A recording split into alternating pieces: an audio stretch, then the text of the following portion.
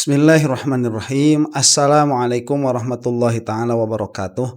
Alhamdulillahi rabbil alamin wa sallallahu ala sayyidina Muhammadin wa ala alihi wa sahbihi wasallam, amma ba'du. Ini untuk anggota Muhammadiyah mungkin sudah lebaran besok ya. Kita masih menunggu hilal nih. Saat video ini dirilis mungkin sudah ada keputusan hilalnya. Ya, ala kulli hal ya. Ramadan itu sudah di penghujung, kalau tidak memang sudah akhir, tapi yang memang selama 1 bulan ini permasalahan ijazah itu tidak berhenti ya, sebagaimana sudah diprediksikan lalu begitu, dan malah tambah seru aja, tambah sini tuh. Ini nanti setelah lebaran akan lebih ramai lagi saya kira ya, tunggu 3-4 hari setelah lebaran itu akan makin ramai. Dan kemarin kita sudah bahas bagaimana Rizwan itu dia sudah mulai menyerang Roy Suryo ya di channel sendiri, di channelnya sendiri di Bali G. Itu sampai kolom komentarnya ditutupi tuh ya, dinonaktifkan. Ya tuh gimana sih, Rizwan itu lucu ya, dia tuh subscribernya ada sekitar 180 ribuan kalau nggak salah.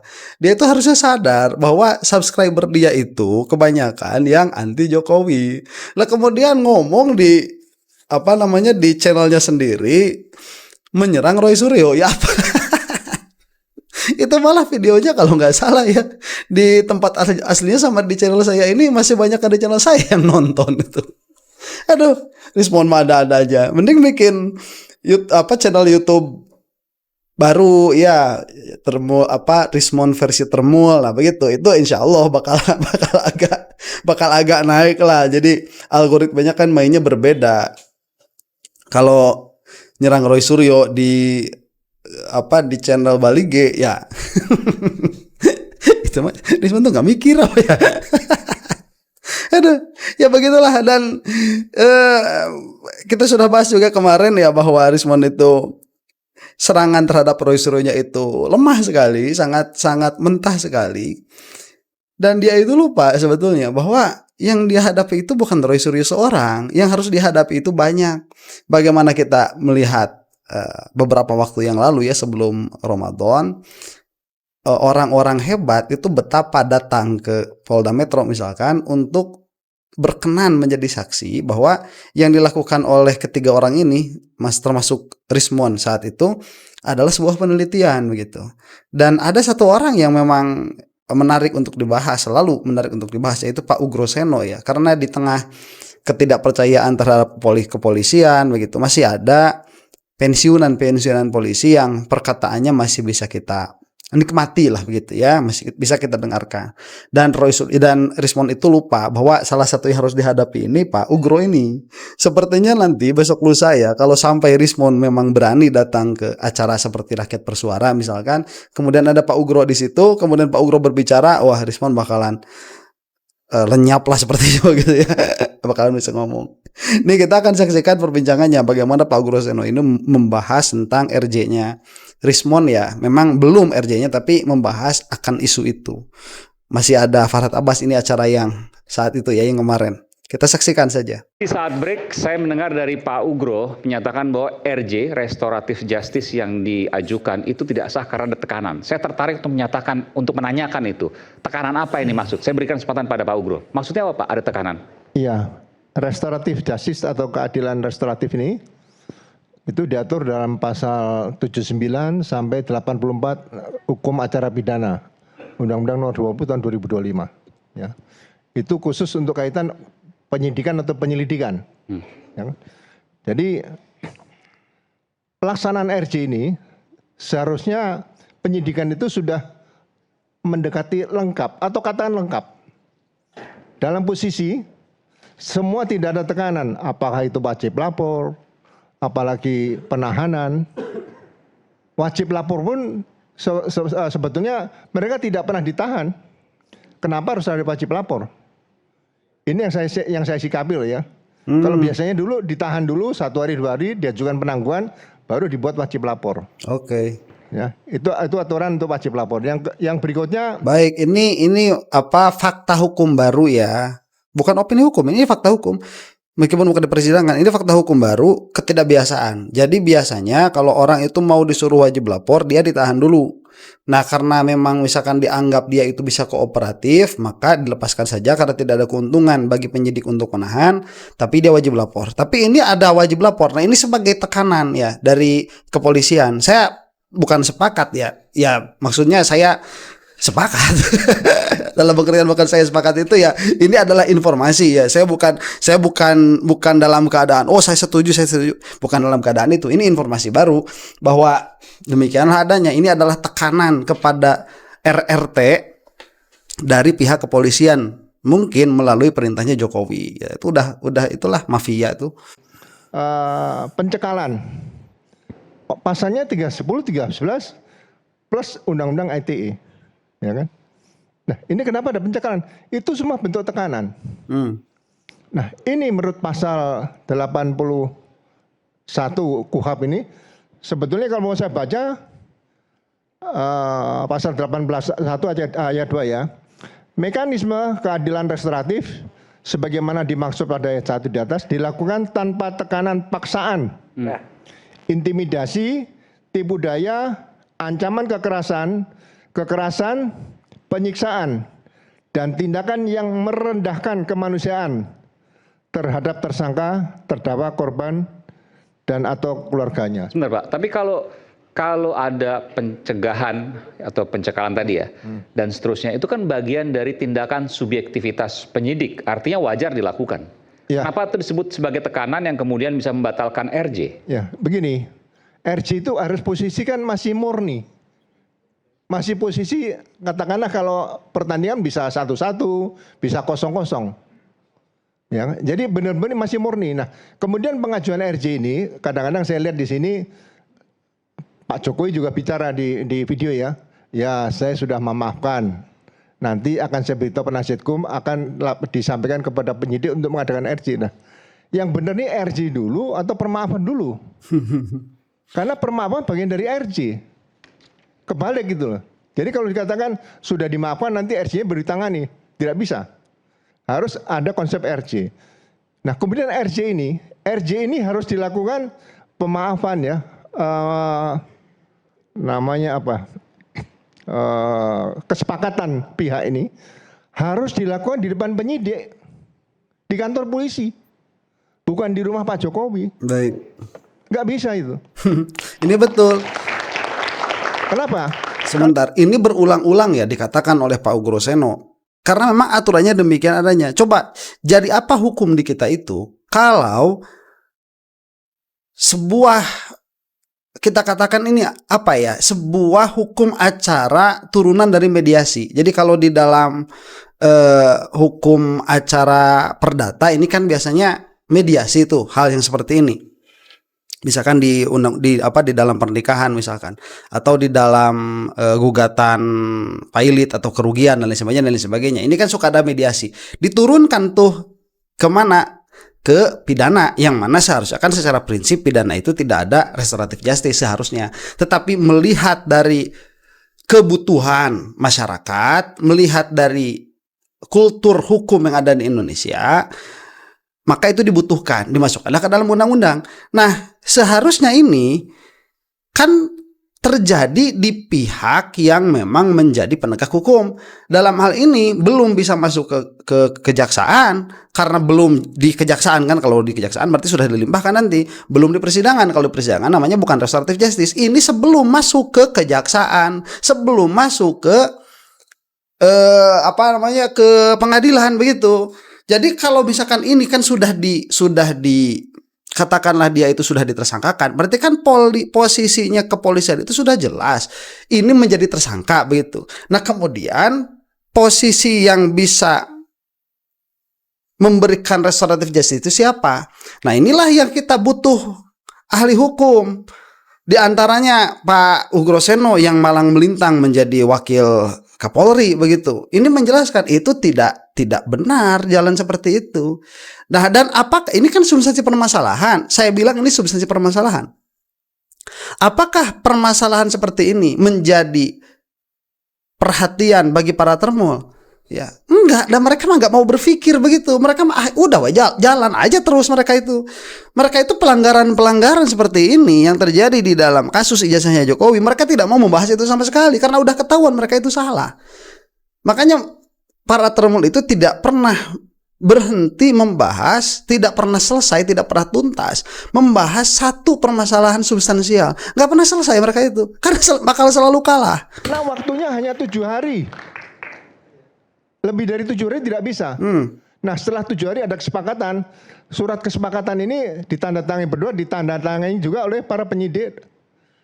Dan mungkin ada saksi lain. Dan menurut Pak Ugro, RJ-nya tidak sah? Tidak sah menurut saya. Oke. Ya, karena waktu setelah dicabut RJ kesepakatan dipenuhi, melakukan pencabutan laporan, baru diterbitkan SP3. Oke. Nah, SP3 kemudian diberikan dilaporkan jaksa dan minta penetapan pengadilan, ya kan? Nah, ini udah selesai. Kalau kesepakatan tadi tidak ditempuh 7 hari, ya, penyidik membuat berita acara tentang tidak dilaksanakan kesepakatan tersebut. Dan berkas ketidaksepakatan tersebut dalam RJ akan menjadi bagian dari berkas perkara dalam tempo 3 hari maksimal harus diserahkan kepada jaksa. Jadi tidak bisa terus diulur waktunya, ya mohon maaf ya, Pak Egy dulu. Hanya tempo sehari SP3 keluar, nggak bisa. 7 hari itu harus ada kesepakatan, ganti rugi dan sebagainya. Ada 5 item, ya. Nah, kalau ini memang sudah terjadi RJ, ada pencabutan laporan, mengapa habis Pak Egy Sujana, ada Pak Damai Lubis, masih ada RJ Pak Rismon?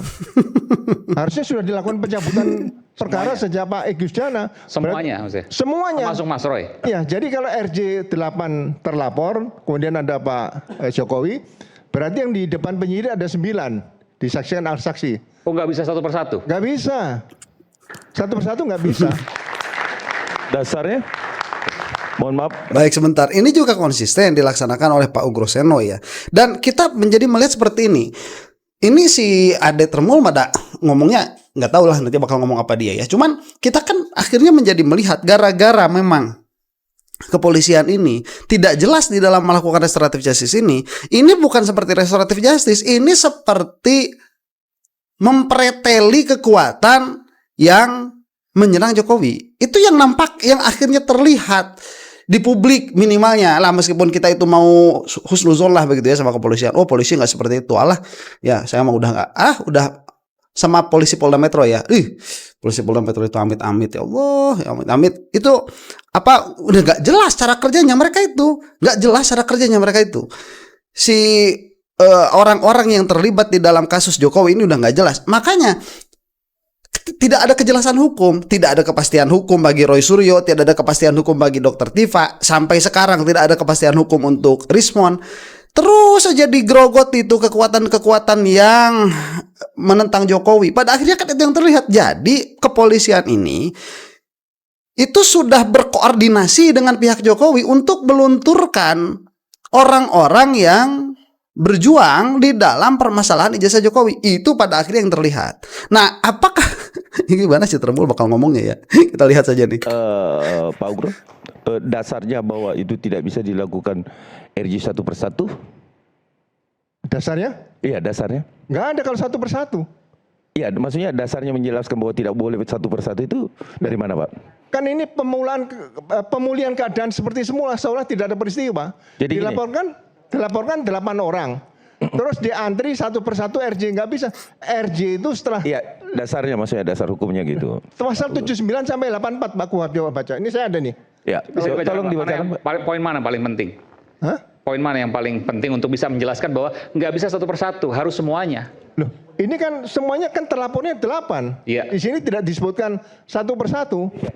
Terlapornya 8 yang mengajukan semua, terlapor di 8 orang. Misalnya ada kata seluruh terlapor misalnya, atau seluruh tersangka misalnya. Saya tidak boleh menganalogi sesuai dengan pasal 1 ayat 2 KUHP. Itu harus secara eksplisit. Mengatakan satu persatu juga tidak ada, bersama-sama nggak ada. Tapi terlapor jumlahnya berapa? 8 ya 8. Iya. Mau 50 ke 50. Ya Mas. Baik, nah ini bedanya. Coba lihat ya, siapa namanya Ade Darmawan sama Pak Ugro ini. Pak Ugro itu paham prinsip dari restoratif justice itu apa? Prinsip dari restoratif justice itu dia seolah-olah tidak ada peristiwa. Jadi peristiwanya tidak ada. Apa peristiwa di sini yang dilaporkan? Pencemaran nama baik. Oleh siapa? Oleh pelapor ya. Oleh siapa pencemaran nama baiknya? Oleh terlapor, yaitu yang 8 orang itu kalau tidak salah. Nah, 8 orang ini tidak satu-satu BAP-nya Jokowi ini, enggak. Jokowi itu melaporkan peristiwa, yang lucunya malah dari awal itu sudah lucu. Jokowi itu melaporkan peristiwa, kemudian kepolisian menetapkan ya tersangka begitu. Itu yang lucunya. Makanya nanti coba lihat di BAP-nya apakah ada nama-nama orang yang 8 ini disebutin sama Jokowi begitu. Saya nggak tahu, sepertinya tidak ada karena ini yang diributkan begitu. Kepolisian yang sedari awal dengan kebegoan mereka tuh si Polda Metro menetapkan Roy Suryo dan kawan-kawan jadi tersangka ini. Nah, kemudian ini kebegoan pertama kan. Setelah itu kan dicoba dipretel itu satu-satu, si Egy gugur, si Damai gugur kan. Kemudian kemarin si Rismon gugur. Nah, ini secara hukum pun kata Pak Ugro tidak bisa. Kenapa? Karena ini kan dilaporkannya bareng-bareng. Terlapornya ini kan peristiwa. Nah, makanya kalau misalkan restoratif justice itu justice-nya apa? Apa yang direstore? Yang direstore apa? Yang dikembalikan itu apa? Peristiwanya. Jadi peristiwa ini tidak ada. Nah, kalau misalkan peristiwa ini tidak ada, lah kok bisa ada peristiwa ini ada misalkan di di Roy Suryo, tapi kemudian misalkan tidak ada di Egy Sujana. Lah ini kan bersama-sama begitu. Ini bagaimana? Wong peradilannya belum. Ini apakah penghinaan ini atau pencemaran nama baik ini dia hasil dari tiap-tiap individu atau dia itu hasil dari mereka itu berkumpul kemudian ada satu kejadian mencemarkan nama baik Jokowi begitu. Ini makanya kalau mau konsisten masuk hukum ya masuk hukum. Kalau mau konsisten dari awal begitu ya kepolisian ini kalau tidak bisa dikriminalisasi ya tidak bisa dikriminalisasi sama sekali. Ini tidak bisa dilaporkan sama Jokowi.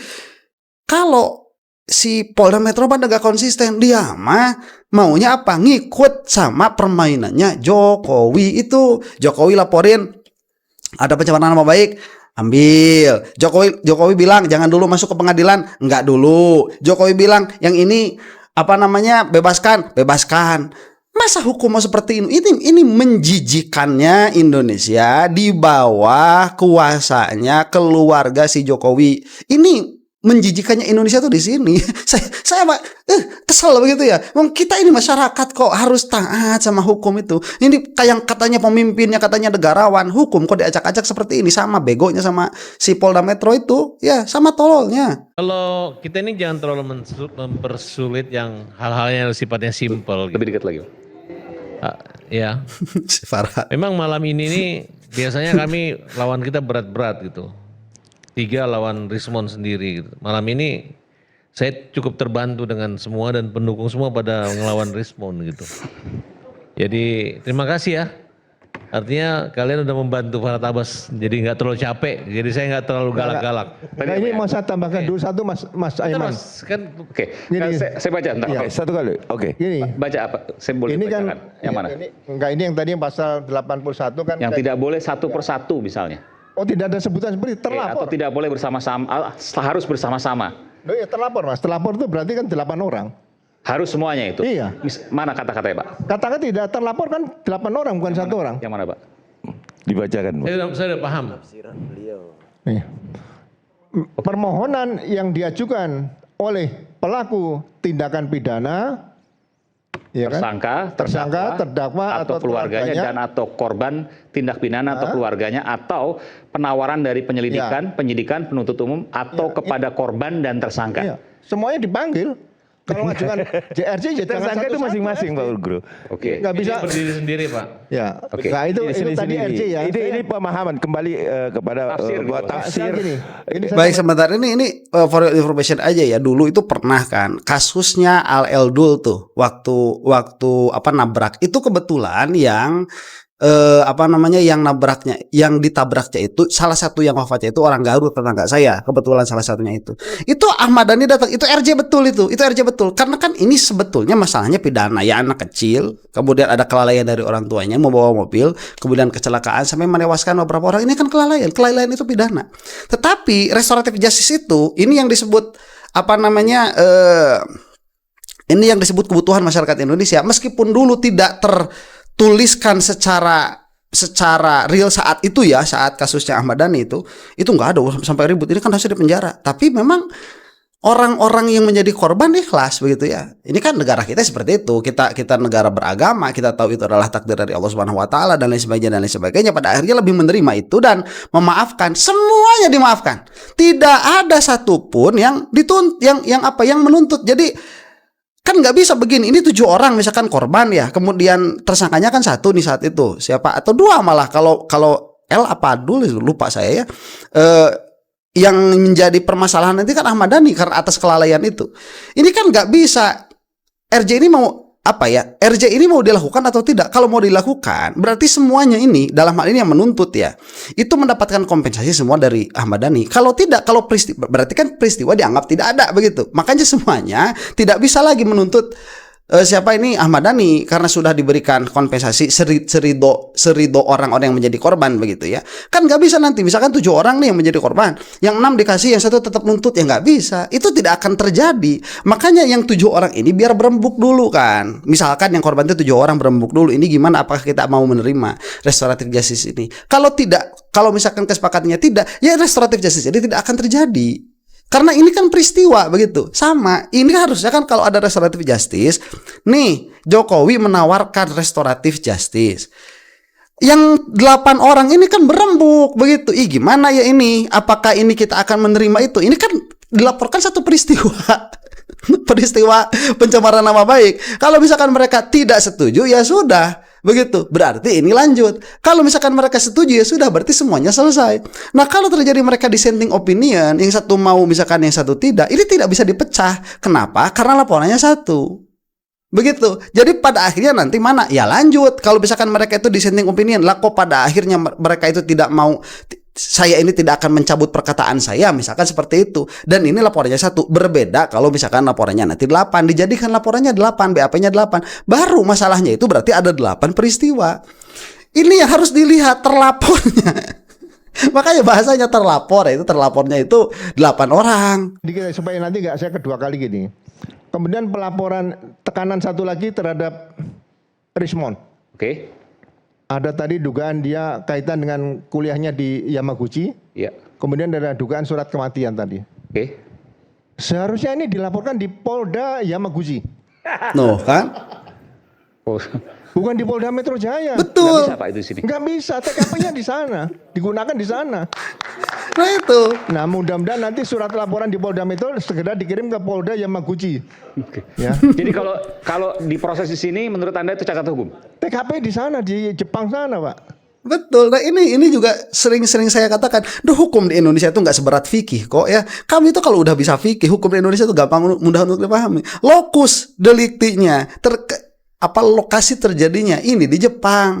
Lah kok kenapa Bang Bil itu kok malah melaporkannya di Jakarta? Ini kan aneh. Makanya saya katakan ini tidak punya legal standing. Ini akan ramai nanti. Pemanfaatan jasanya di sini. Nggak bisa diproses di sini? Nggak bisa di Polda sini, TKP-nya di mana? Nggak ada. TKP-nya di Jakarta lah. Ada sorry. Ya jadi ini, saya yang poin 2 ya. Kalau menyangkut RJ itu bayangkan Nggak, yang soal Polda dulu, Polda Yamaguchi tadi. ya, awal supaya sekalian. Supaya sekalian dulu Pak, jangan bola-balik lagi. Ya. RJ itu Pak Ugro yang terhormat mantan Wakapolri kita yang idealis. Jangan pakai jabatan, saya udah nggak Wakapolri. Mantan Iya. maksudnya Pak. Nah, jadi kalau 2 orang ini nggak minta maaf, kemudian Rismon minta maaf, nggak mungkin orang ini ikut RJ minta maaf gitu. Kan berdiri sendiri gitu. Tinggal bagaimana nanti perkaranya bisa di-split atau dikurangi atau menjadikan petunjuk buat jaksa bahwa ini ternyata sudah dimaafkan. Itu pribadi itu halnya Pak Jokowi gitu. Sampai Masalah teknis. ya enggak dikit aja Mas. Sebenarnya nggak bisa tuh Farhad. Ini urusannya kan urusan pidana, bukan urusan perdata. Ini harus dipahami. Kamu itu ini kok apa urusan pidana kok disamakan sama urusan perdata? Ya tidak bisa. Makanya kan aneh dari awal, ini laporannya 1 tapi kok jadi klaster 3. Ini dari awal sudah aneh. Jadi banyak sekali kejanggalannya. Kalau Anda memang mau konsisten di dalam filsafat hukum, di dalam pasal-pasal yang ada, tidak akan bisa diterima apa yang dilakukan oleh Polda Metro Jaya itu. Mas Farhan ya. Kalau kita baca pasal 79, bentar ya. Salah satu dalam RJ tadi untuk kesepakatan adalah yang kedua ya, ayat 1 Oke, itu pengembalian barang yang diperoleh dari pidana kepada korban. Pengembalian barang apa yang dikembalikan pada Pak Jokowi? Ini jangan dianalogikan loh. Karena persoalan 310 311 ini ya tidak bisa dilaporkan dengan tersangkanya lebih daripada 1. Kalau pencemaran nama baik apa yang dikembalikan, Pak? Siapa? Nah, justru itu. Ini kan kita harus membaca ini kan secara hati-hati. Iya, berarti kriteria yang termasuk dari poin itu tidak mungkin bisa menjadi acuan, Pak. Karena makanya di situ ada 5, Pak. Loh, Nah, iya. ketika 4, kemudian yang 1 katakanlah perkaranya tidak mengarah ke situ terkait barang, tentunya kan itu bukan pelanggaran hukum atau tidak terpenuhinya satu aturan dan perundang-undangan, Bapak. Betul, kalau 310 311. Terus gini. Sebentar ya, kalau memang seperti itu berarti restoratif justice dalam permasalahan Jokowi ini, dalam permasalahan pencemaran nama baik tidak ada hukumnya, tidak ada payung hukumnya. Begitu, Ade. Jadi Anda itu suka membicarakan mana dasar hukum Anda, tapi Anda juga tidak mempertanyakan itu kepada apa yang menjadi pendapat Anda, begitu. Ada Darmawan itu. Saya mau sampaikan satu hal juga, Bang Ugro, Pak Ugro, bahwa kemudian Pak Ugro tadi menyebutkan bahwa tidak bisa, harus dilaporkan ke Polda Yamaguchi atau Jepang. Apa aku yang jawab dulu? Itu deh. Jadi gini, Pak Ugro, kita ini melaporkan itu bukan gara-gara dia menggunakan surat palsu untuk kematian itu, tapi dia mengaku sebagai peneliti di Indonesia, kemudian meneliti ijazah ini, mengaku sebagai doktor sarjana dari Jepang itu. Nah, kemudian oleh beberapa informasi bahwa memang atau sahabat dekatnya atau yang pernah kuliah di sana memang nggak terdaftar dia sebagai mahasiswa alumni dari perguruan tinggi tersebut. Jadi memang lokus tempusnya memang tidak masalah di Polda Metro Jaya. mengaku saja langsung ditembus. Oh bukan, kita kan merasa dirugikan nih. Pak Jokowi melihat, ya kita semua yang berdebat ini, aku dokter, kamu bukan dokter. Nah tapi nanti Dirugikan apa nih? dirugikan apa? Ya Pak Jokowi aja merugikan Pak Ugro apa? Ya, Bukan, Pak Jokowi merasa dengan timnya merasa dirugikan apa? Kan dampak yang diakibatkan oleh Rismon yang teriak-teriak ngamuk-ngamuk segala macam akhirnya berujung RT tersebut. Ngamuk-ngamuk gara-gara apa? Siapa? Rismon? Iya. Ya dia maunya Pak Wapres diganti, maksulkan Wapres. Kemudian Pak Jokowi itu ijazah palsu, menipu rakyat. Udah dibuktikan belum ijazah palsunya? Loh. Kan lagi diproses. Iya belum. Pak Ugro ini jadi penyidik, Pak Ugro ini. Pak Ugro ini aneh. tanya jawab Kita penyidikan melaporkan mereka, lagi dibuktikan mereka sebagai tersangka saat ini yang mungkin Bukan, sebentar lagi akan disidangkan. ijazah palsunya sudah diproses membuktikan. Makanya ini mohon maaf nih. Silakan, Pak. Sudah dihentikan. Saya baca undang-undang berkaitan dengan Sisdiknas. Undang-undang nomor 20 tahun 2003. Di situ ada penanganan pidana pasal 69 sampai 71. Ya, seharusnya ada PPNS di Kemendikbud Ristek. Memang sudah ada PPNS untuk kebudayaan. Nah, ini menarik. Bagi saya masalah ijazah palsu ini yang sudah ditemukan rekan kita Bonatua. Ya, Baik, itu baik. Ini harus saya selesaikan karena waktunya sudah habis. Aduh kasihan ini siapa para tabas. Ya begitulah karakternya para termul gitu ya. Ini sudah jelas kok. Tidak punya mereka itu legal standing. Harusnya yang melaporkan itu Yamaguchi kalau mau. Ini kan menunjukkan kebodohan mereka saja. Saya tidak membela Rismon sama sekali. Cuman memang permasalahannya harusnya di Yamaguchi. Nah kalau misalkan mau di Indonesia yang melaporkan, harusnya universitas yang memang mempekerjakan Rismon yang merasa dirugikan. Begitu. Itu udah common sense lah, kecuali bagi termul ya. Demikian wallahu taala a'lam bisawab. Assalamualaikum warahmatullahi taala wabarakatuh.